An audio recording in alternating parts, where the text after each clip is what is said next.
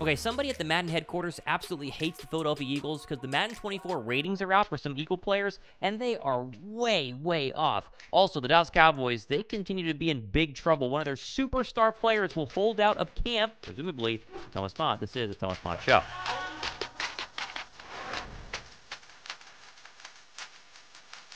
What's up, guys? Thomas Mott here. Welcome to the Thomas Mott Show on a Wednesday. We inch closer to training camp, and so we start today's show with a look at Kelee Ringo, newly signed cornerback for the Philadelphia Eagles, working out. I continue to just be marveled at his size and strength. He apparently has been working out with, obviously, Budda Baker and Bobby Wagner this offseason. Maybe he's trying to convert to safety. Maybe he's just trying to be the best cornerback he possibly can be. I don't know, but that Eagles defensive back room is absolutely loaded, and we love seeing Kelee Ringo not only signed at training camp next week, but looking really, really, really good. Another quick update, we expect the Kelee green jerseys at some point this week, although we've said that like 3 weeks in a row, so I guess you can take my word for it or not. Take it with a grain of salt. David Malandra Jr. says, sources told me the Eagles will be releasing the Kelee green jerseys this week before the Eagles begin training camp on Tuesday. Well, I'm just telling you, that would make sense because you'd want to release this just before training camp to get the hype going, but it's Wednesday, and last time I checked, they got to release them sooner rather than later.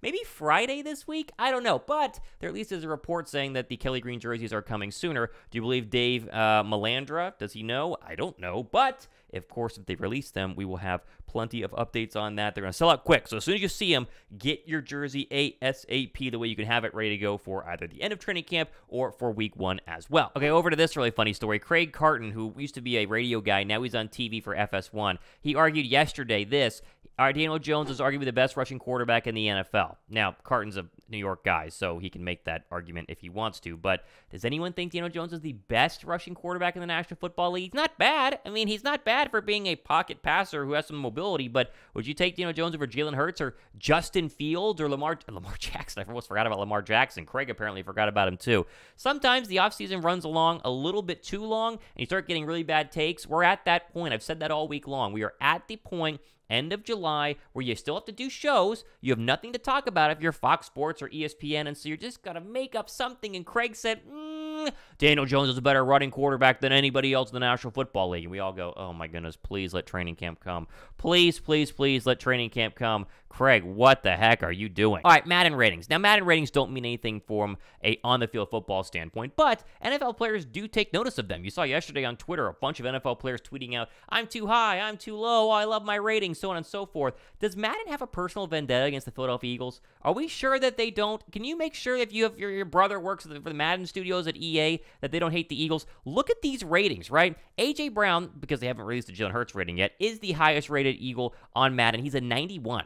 Now, he's a 91. That means he's worse than Terry McLaurin, Amari Cooper, Jamar Chase. Like, I get DeAndre Hopkins, and DeAndre Hopkins. I get guys like Devontae Adams, Cooper Kupp. Sure, maybe you can make the case they're better. Justin Jefferson's a 99. A 91 for A.J. Brown? That's it? A 91? Yeah, it could be a little bit higher there, in my opinion. Not to be outdone, Haason Reddick, he's a 90 overall. That's like 8th best when it comes to pass rushers. He did have the 2nd most sacks last year, but we're going to ignore that completely and put Joey Bosa ahead of him. I mean, who makes this stuff up? DeVonta Smith's an 87. I think it's a little weak. I think he will be a 90 by the end of the year. Fine, whatever. Josh Sweat is an 84. That's like a B- in terms of pass rusher. Fletcher Cox down to a 76. BG's a 75.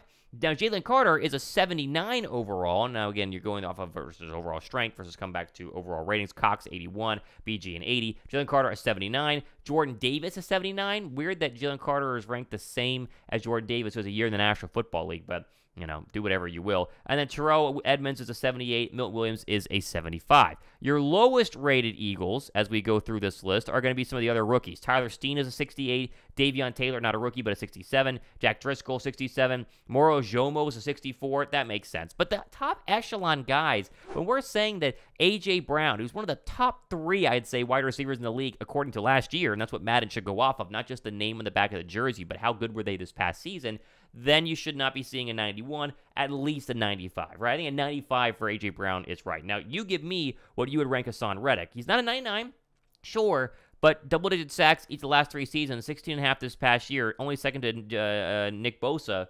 He's got to be at least a 97 when it comes to pass rushing. Von Miller cannot be ranked higher than Haason Reddick based on the age of Von Miller and the production of Von Miller versus what happened with Haason Reddick. It just, you just can't do it. You absolutely cannot do that, but Madden does it, so, it is what it is. Okay, over here to some breaking news from the Dallas Cowboy camp that affects Philadelphia and is bad news for the Cowboys. Quote from Adam Schefter, 6-time All-Pro guard and team captain Zach Martin is considering not reporting to training camp due to his unhappiness with his contract and the team's lack of interest in restructuring it per sources. Martin believes he is woefully underpaid relative to the market.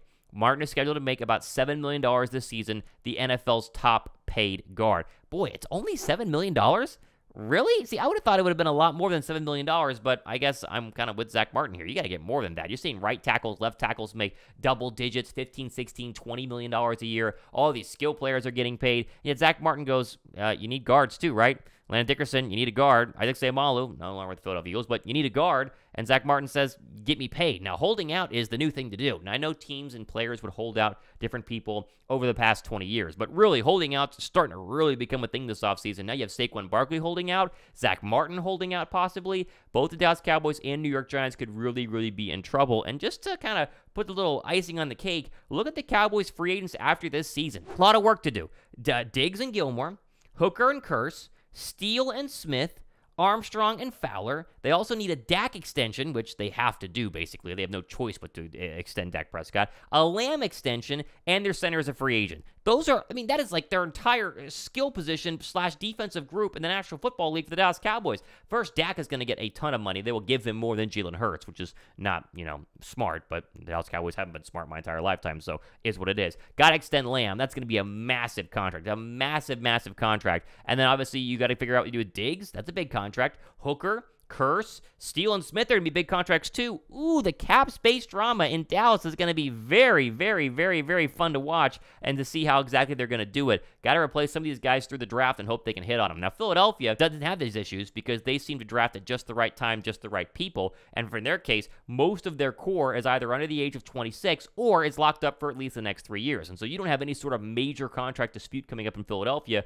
for a very long time. When you talk about Super Bowl windows, you have a 3-year gap right now where the core that you see is going to be the core that you get. Think about all the rookies that they added. Think about the 11 draft picks next year where they can add more talent for cheap rookie contracts. They're in very, very good hands versus a team like the Dallas Cowboys who might not be in very good hands because they're going to have to be paying some people a lot of money, and some of those people like Dak Prescott are not worth a lot of money, but they still have to do it because that's the nature of the Cowboys and the entire National Football League. Okay, we are very, very close to obviously getting started with training camp. Our final Wednesday Link Live pre-training camp is tonight. We're going to give you the full training camp rundown tonight at 7 p.m. Eastern Time, myself and Josh Davis, like we always do on the Philly Spectral Show. We're going to have a bunch of fun. Come hang out, ask questions, hang out during the live, get your name entered into the ticket giveaway, a bunch of fun stuff as usual. 7 p.m. Eastern Time tonight. Do not be late. It's going to be a blast.